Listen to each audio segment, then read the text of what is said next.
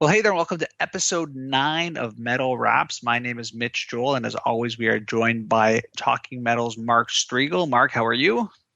Hey, Mitch, I'm good.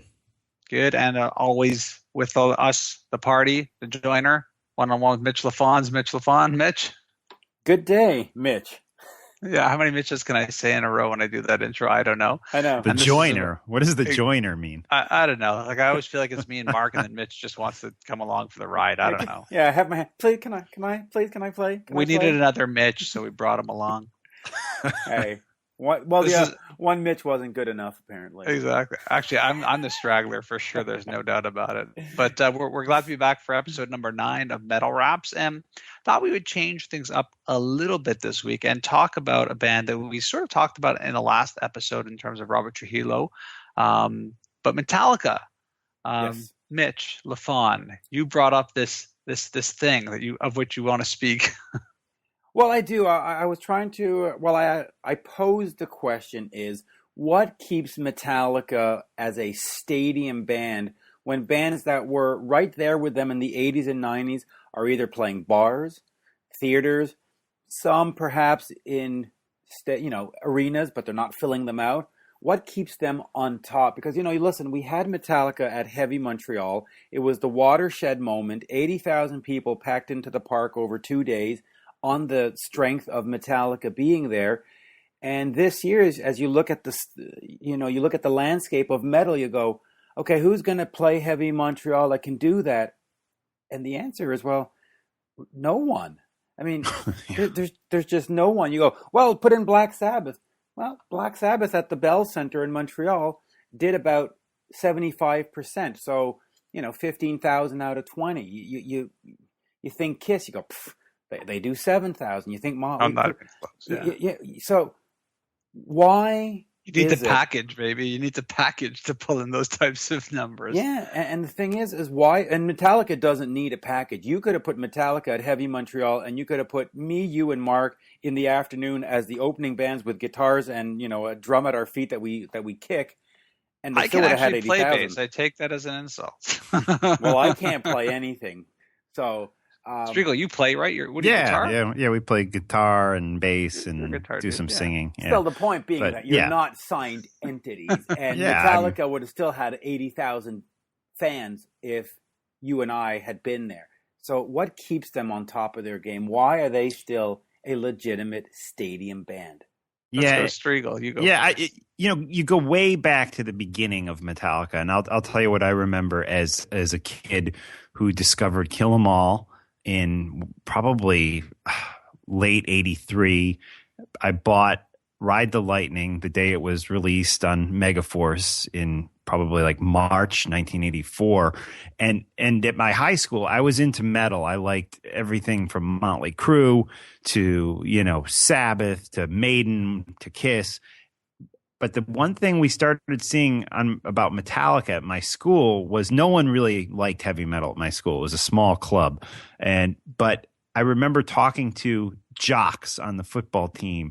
I remember talking to the deadheads and the freaks, and they would all say to me, "Yeah, you're a metal guy. What about Metallica? I really like Metallica." And it was the only band, except maybe like Van Halen, that started to kind of creep outside the metal geekdom world, and I saw people taking notice, and especially when Master of Puppets came out, suddenly people were really taking notice of this band, and they weren't metalheads. And I think that holds true these many years later. They reach outside of the metal culture and pull people in. I think there are a lot of bands that can sort of claim to that, and I would take a slightly different approach. I just believe that there are some bands that transcend themselves and that transcend the genre and that simply become a part of an overall zeitgeist. And the zeitgeist, that idea of it's the spirit of the times. When I think about bands that have done that from that time frame, I probably would look at U2. And then I would probably look at like a Metallica. Bon Jovi came really, really close. I think that they did themselves harm through just general oversaturation. One of the things that I think Metallica has done exceptionally well over time is they've always kept the fans wanting more. They've done it in terms of length between albums. They've done it in terms of giving them a tour, a by request tour, changing the shows up, doing different things creatively with the music. So there's that side of it. I also think that they just happen to not be a heavy metal band, and people hate when I say that, but I'm a metalhead. They just don't like when I say that. I believe that they are the epitome of the heavy rock band of our generation. And there's a sort of lightning rod thing that happens through that moment when you can transcend, where parents start showing it to their kids and introducing them early. The music has this sort of semi-pervasiveness across a myriad of channels across the spectrum, and so you see that for sure, especially in satellite radio. You see the music do all that. Mm-hmm. But I also believe ultimately that you can't really say why, and I think that this is what a lot of people get frustrated with. There's a secret sauce, and we don't know the secret sauce, and neither do they. It's just this thing that happens. Why one author over another author? Why one song over another song? Yes, there's quality. There's no doubt about that. But there's a lot of bands that have extreme levels of quality. There is just something about the way they package, promote, bring it together, engage with their fans, push things forward that enable them to stay at that level. But I think it's so big that they themselves can't believe it. And just to sort of wrap it up before I throw it over to you, Mitch, I could tell you that Trujillo was telling me that when they did their by demand tour, by request tour, that he was actually really surprised. I think I mentioned this in the last episode, mm-hmm. that it was all of the hits. He thought people were, the fans were going to really dive deep and squirrel down into these really obscure B-sides and stuff. And it didn't happen. And he sort of spoke to it as if it were a testament to this sort of sustainability that the band has over just generation and people by people. I often tell people that Metallica is probably the only band that I know, heavy metal, hard rock, whatever genre, that can play anywhere in the world that has electricity and sell it out. And that's a pretty crazy thing. Mitch, over to you. It really is. And what I find also is how it's so intergenerational. I meet people that are 60, that are 50, and I even meet teens at shows and stuff, and they all will say Metallica. I love Metallica. But if you bring up a band, even like Nirvana, a 14-year-old will go, who? And you go, wow, really? They're saying who to Nirvana? But you say Metallica, and they go, oh, yeah, man, I love them. And you don't see that with a lot of bands. A lot of bands stick to that age group. If you were 15 then, you're now, 35 now, and that's the only age group that likes that band. Metallica transcends that. The other thing, and I'll put this out to both of you, is it's remarkable that they've sustained it throughout all the negative press that they've had and negative reviews. Load, Reload, Lulu, even Death Magnetic, all these albums of the last 20 years, fans generally love to hate them, and yet you put a show on sale and 80,000 people show up, and you go, well, I don't get it. I mean, if Kiss did that... You could even take it out of the music. Think about what happened back with Napster and Lars. Yeah, well, yeah. I mean, that in anyone's mind at that point, it would have been almost game over. In fact, for a lot of bands, it was game over when they did that. And yet... Even the movie, the Some Kind of Monster movie, too, got a lot of negative press. And nobody else could do that. Just imagine Judas Priest having put out 20 years of bad music. They wouldn't even be playing a club today. Imagine Kiss. And you know what? The funny thing is that you mentioned U2 before.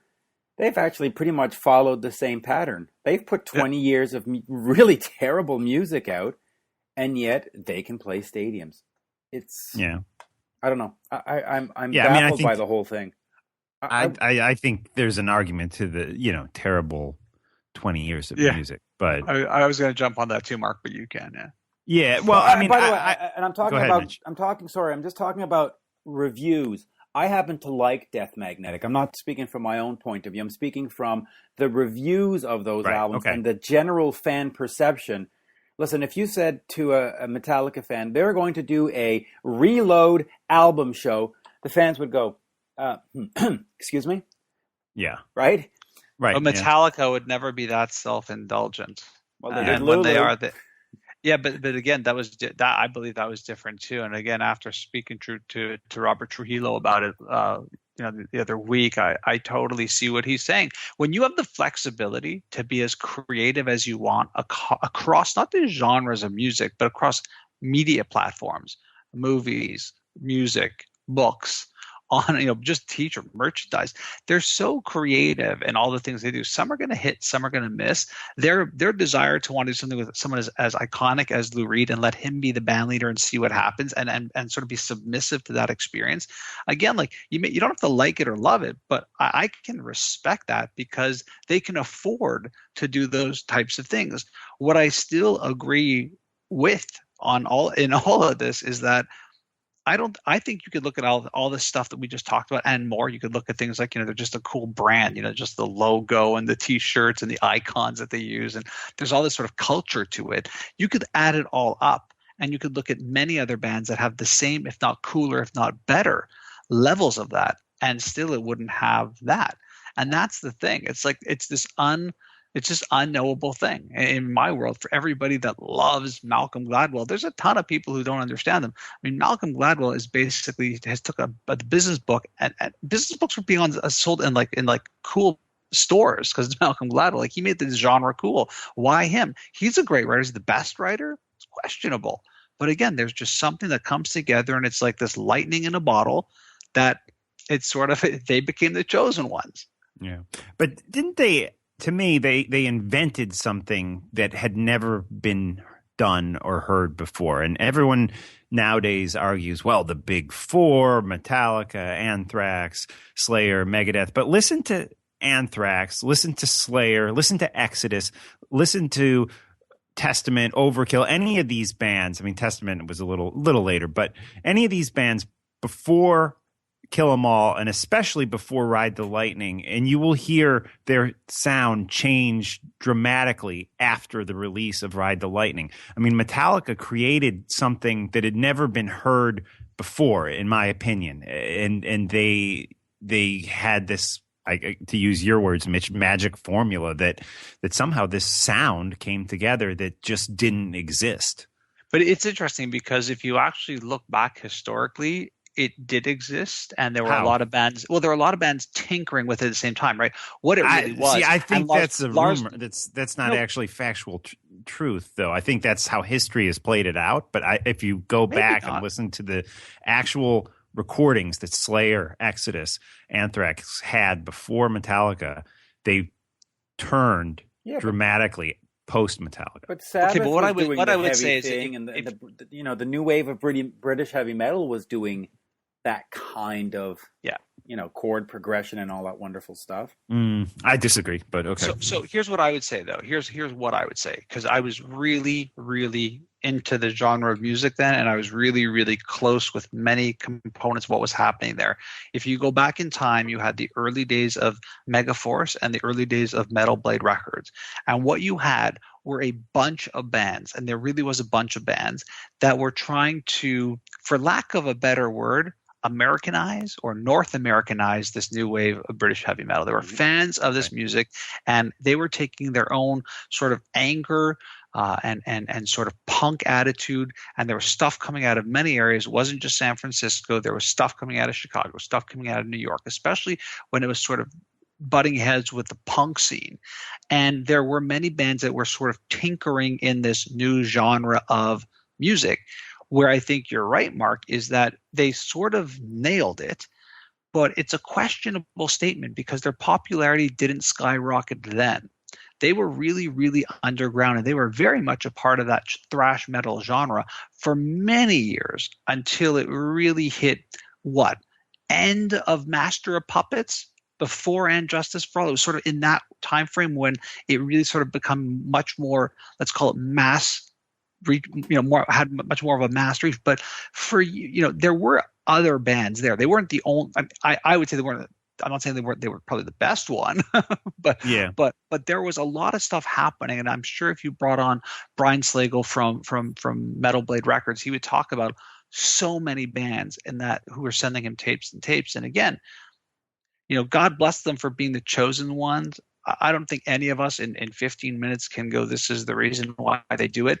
I still think that the idea and topic of conversation that Mitch brought up, this idea that it's fascinating that after all these years, with all these other bands who've had so much more mass appeal, your Bon Jovis of the world, your Kisses of the world, that a band like Metallica has become so iconic in terms of, it's crazy. Like when I think of rock and roll in my generation, I think of Metallica. Yeah, absolutely. And I mean, I think, Mitch, you called them the Led Zeppelin of our generation. My generation, yeah, for sure. Yeah, which I think we're all kind of the same generation. But I in some ways I agree with that. In other ways, I feel like they're even more than that, because Led Zeppelin was this thing that ran for 10, 11, maybe 12 years. I'm not sure. And then it went away in its existence as a band. The music continued to live on forever and still lives on. But Metallica, unlike Zeppelin, has and like U2, has gone on to live and be a band primarily with the same players. Of course, Cliff has died and Jason left, but the core three guys, it's we are overlooking one important ingredient in all of this. It's how they treated their fans. You could go and sit in a snake pit and record the show, and you could meet them backstage. They do all kinds of stuff. They're not doing paid meet and greets. You join the fan club and you can win a pass. They changed the set list. They're always thinking of that fan. And they're one of, very few bands do that. Some bands are somewhat antagonistic to fans. Metallica really, to me, hasn't been. And I'll tell you, one of the other things I would add on is, as a guy who's now more in the business realm of life and marketing, and I'm sort of a student of like what makes something popular or brand move, is in being a part of that heavy MTL festival and watching what happened. I was lucky to have these VIP passes. Well, you guys were back there too, just watching the mechanics. And by the way, you can see this every day if you want to watch their Metallica videos that they recorded on their tour. They're all on YouTube. You can watch them all. Here's one thing that I think they do bring that a lot of bands don't think about. They are highly professional. Yes. Yeah. They are professional in how they rehearse. They're professional in how they write. They're professional. They take the job very, very seriously. They don't mess around. They're not playing, here's just a show. Let's whatever, toss in whatever.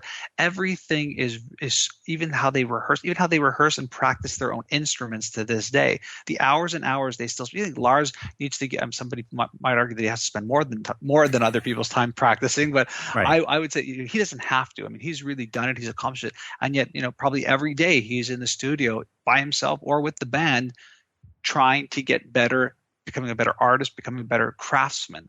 And as a whole system, you don't see that often. No. You just don't. You don't see a whole band and their team and the production company rolling with that high level of professionalism. That's a huge component of it. It really is. And it's funny, though, that you mentioned Lars, because he's also been knocked as not being a good enough drummer. And that just proves the point even more. They have 20 years of bad albums according to the reviews. They've got a drummer who can't play. People don't like Kurt. They don't like that it's not Cliff Burton and that we've got a new bass player. All this negative stuff, and yet that same fan is going to spend the $100 to go to that stadium show. If you do the math, they should be a massive failure. Great music is still great music. You can 20 years later, those albums still crush. I would argue that if you can step out of what you loved and what you hope they do and listen to albums like Load and even Reload and even Saint Anger, I stepped out of the industry and I heard that and I was like, these are pretty fun rock albums in a time when there's not much music like that. I'm happy to hear that type of new thing. I can always go back to old catalog. I could always go online and order some random live concert that they're posting online. I had no issue with either of those albums actually. Yeah, so that's another thing. The livemetallica.com, you go to a show, 2 days later you can spend $10 and you can buy the whole thing as a souvenir. They could easily charge you $25, $35, $40 to get that souvenir, and they make it $10. I mean, that to me is saying, hey fan, we appreciate that you came. It does cost us something to put us online, so it'll help us recoup, but we're not going to gouge you. And that's the mark of and again, professional band, a true fan band. And to me, the only travel band left out there, and by that I mean it's the only band that I would travel to go see. If Kiss comes to Montreal, yeah, I'm there. Def Leppard comes to Montreal, yeah, I'm there. If they're playing Toronto, you know what? I'll wait to till see them when they come to Montreal. Yeah. Whereas Metallica, if they're in Montreal and in Ottawa and in Quebec and in Albany, I am getting in a car. I am taking time off of work. I'm planning road trips. I'm booking hotels. And at my age, that's the only band that still elicits that response. No other band does. So, kudos to them. They're just, there's something nice special about them. Nice to still be a fanboy, yeah. Hey, before we cut out, guys, because we're coming close in time, for your shows, for Talking Metal, for one-on-one, we're coming close to the holiday season. Are you guys launching shows through the holiday season? Do you take a hiatus? Mark, what's going on with Talking Metal? We're going to try to keep the shows going. We might be off the first week in January because I'll be doing some traveling, family traveling. But we had just posted a great year-end special where I'm joined by Joey from the Rock Strikes 10 podcast, and we go over all the best hard rock and heavy metal that was released in 2014. So check that out. I believe it's episode 508.